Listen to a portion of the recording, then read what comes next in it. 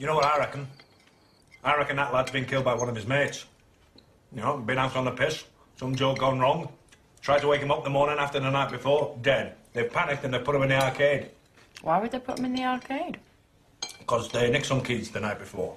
You never told me you had any keys stolen. Because I've only just noticed this morning. Oh, right. So what do you reckon, Danny, eh? Sound about right to you? You got a new boyfriend yet, Cheyenne? Is that supposed to be funny? Danny, leave it, would you?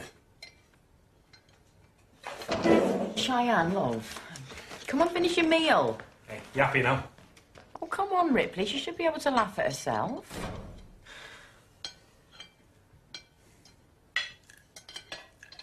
You got a match tomorrow? Well, what sort of answer's that? Facilities, you got at your place, you don't know you're born. New sports all gets finished next month. And how much did you chip him? Oh, it's all tax deductible. Besides, they're gonna name it after me. The Ripley Holden Sports Hall? Really? So what's with the face like last night's Baltic? It's a pity I'm giving up football. I thought money was tight. Hey, one at a time. What do you mean you're giving up football? Well, I'm no good at it. So, play and go. Don't think you're going to be spending more time wanking in your room.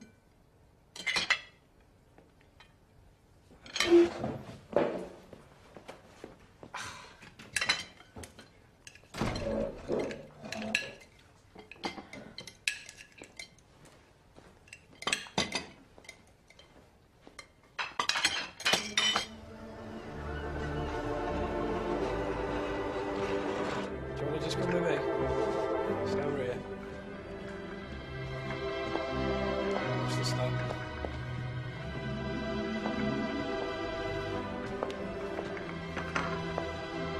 How's the coffee? It's fine. Oh, there's a surprise. I was beginning to think this was the town that Cappuccino forgot. This is all very nice. Well, I thought we should meet on neutral territory. Didn't think you ladies would come if I invited you to visit the station. You're probably right. So,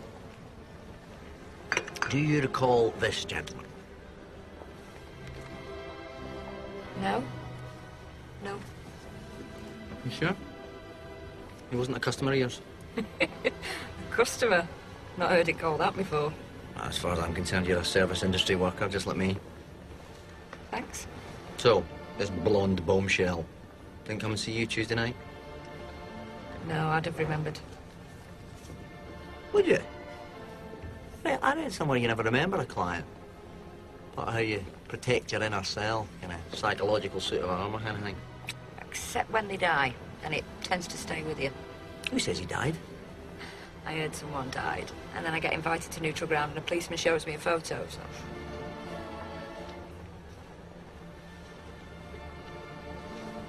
The reason we wanted to talk to you, one of this gentleman's friends said he weren't looking for sex after they'd been to a strip club. Not the only working girl in Blackpool.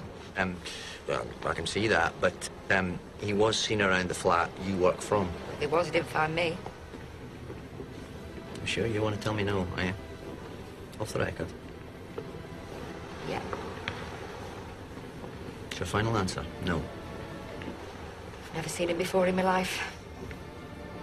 Well, you're not very likely to see him in the future either.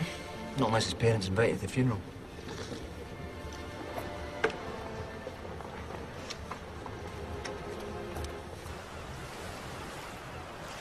Come on, Ruth, just have a tidy round, will you? Look, you got more rubbish than Goodison Park in there.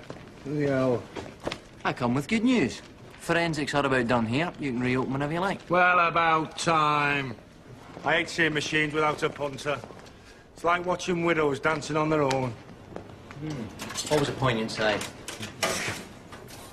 Oh, and that list of key holders you promised me. No problem. Oh, but you know, I noticed I had a bunch of keys missing from the cupboard this morning. Oh, you noticed that this morning, did you? I was just about to call you.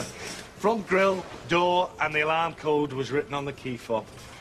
Oh, somebody got lucky. Well, somebody always does. What makes the world go round? A key was missing all along. Well, I had 400 people in here the other night. Any one of them could have gone in the office and got those keys. You telling me they stole the key on the off chance that they might need to dump a body sometime? You spoken to the anti-gambling crowd? Bloke called Allworth. He's always out there. Vegetarian, pleasure dodger. Yeah, I did talk to Holden, as a matter of fact. He has an alibi. Well, anyone can scare up an alibi, can't they? Can't they just?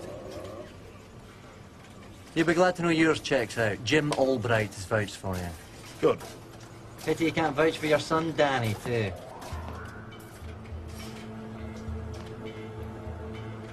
Why would he have to? I'm formally interviewing him tomorrow. Danny, I mean, not Albright. Oh, you're not talking to my son without me being there. That's why I'm giving you notice. So you can arrange the necessary legal representation. I'll be there myself, don't worry. Of course you will.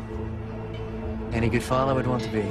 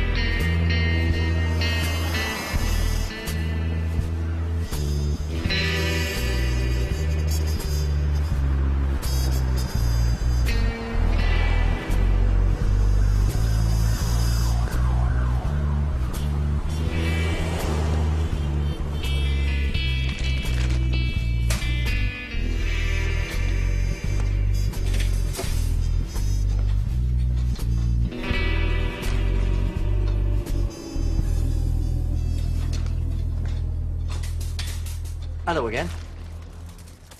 Hello. I came to see you in your other life, Samaritans. Yeah, I remember. The questions man. Yeah, that's me. So, what are you doing? There you go again. Questions.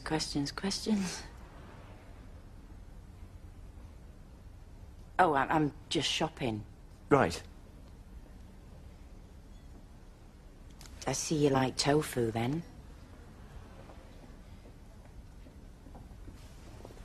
Yeah, I find it very adaptable. Mm. And nutritious. And I don't like tofu. I just saw you in the supermarket, and I came in and pretended to be shopping so that I had an excuse to contrive a second meeting with you. Why would you want to do that? Because I wondered if you were doing anything tonight. I'm married. I thought I'd explain that to you. Well, you did, but you didn't explain if you were happy or not. And you're the man who's going to make me happy, are you? The man who I met because he came to Samaritans. I can see how that might have marked me down as... Suicidal? But at least you know what you're getting. And let's face it, you know, most men only reveal their true feelings just before they tell you they're leaving you, so...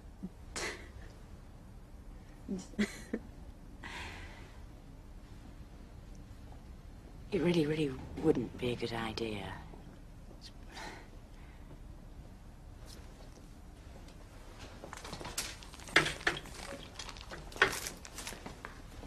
You know what? What? I have lived all my life doing the right thing. And there's something about you that tells me you have as well. Maybe just this once, you and me should do the wrong thing.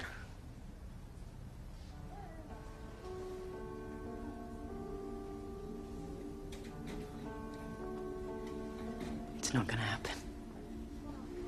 Okay, but if it was going to happen, where would we meet?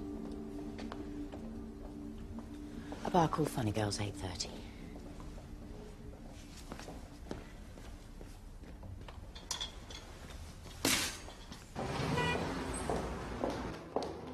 I take on board exactly what you're saying, but the problem with the short run is that we can't make it pay once we've covered the advertising. Hello.